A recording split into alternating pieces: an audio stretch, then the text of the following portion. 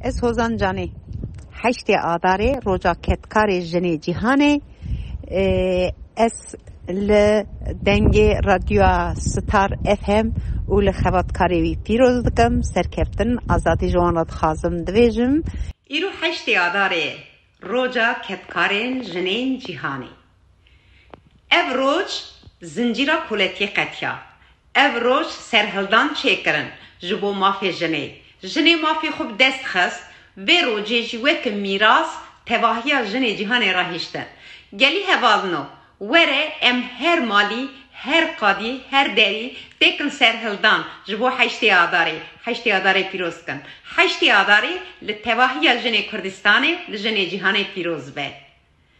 Ev roj, roja jinê ye, roja serkeftinê ye, roja azadiyê ye.